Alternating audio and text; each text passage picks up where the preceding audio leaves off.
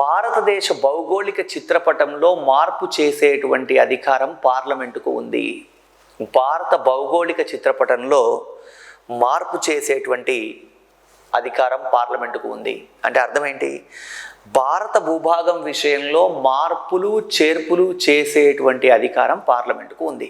అంటే దీని అర్థం ఏంటి?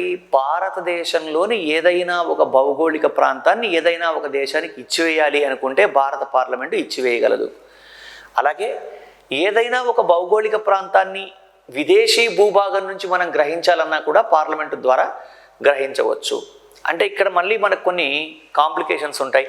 అర్థం చేసుకోవాల్సిన పాయింట్ ఏంటంటే, భారత భౌగోళిక ప్రాంతంలో మార్పులు చేర్పులు చేసే అధికారం పార్లమెంటుకు ఉంది అంటున్నాం. పార్లమెంటుకు ఉంది అంటున్నాం అంటే అర్థం ఏంటి? పార్లమెంట్ ఏదైనా ఒక భూభాగాన్ని విదేశాలకు ఇవ్వచ్చు, కావాలనుకుంటే మనం ఏదైనా ఒక భూభాగాన్ని తీసుకోవచ్చు. అంటే ఇక్కడ మళ్ళీ మనం అర్థం చేసుకోవాల్సిన పాయింట్ ఏంటంటే, సార్ పార్లమెంటుకి భారత భౌగోళిక చిత్రపటంలో మార్పు చేసే అధికారం ఉంది అని అంటే, భారతదేశం మరి మన భూభాగాన్ని వేరే వాళ్ళకి ఇచ్చేస్తే అది ఎలా, దానికి ఏమైనా ప్రొసీజర్ ఉందా అంటే, ఇక్కడ గమనించవలసిన పాయింట్ ఏంటంటే, ప్రజాస్వామ్యంలో పార్లమెంటు కూడా నియంతగా వ్యవహరించే అవకాశం లేదు.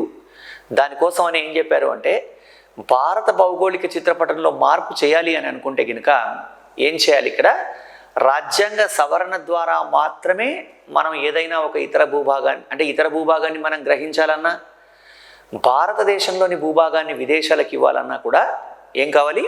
రాజ్యాంగ సవరణ కావాలి. అంటే ఉదాహరణకి 1960లో మనందరికీ తెలుసు, బేరుబారి అనేటువంటి భౌగోళిక ప్రాంతాన్ని పాకిస్తాన్కి ఇవ్వడం జరిగింది. ఇలా పాకిస్తాన్కి ఇవ్వడానికి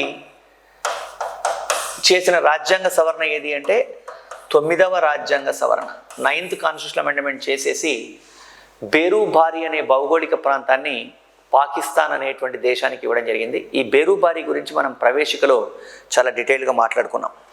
అదేవిధంగా 1975లో 35వ రాజ్యాంగ సవరణ చేసి 35th కాన్స్టిట్యూషనల్ అమెండ్మెంట్ చేసి ఒక రాజవంశం పాలనలో ఉన్నటువంటి సిక్కిం అనేటువంటి భౌగోళిక ప్రాంతాన్ని భారతదేశంలో విలీనం చేశారు. చోగ్యార్ అనే రాజవంశం పాలనలో ఉన్నటువంటి సిక్కింని భారతదేశంలో విలీనం చేయడం జరిగింది. అంటే అర్థం ఏంటి?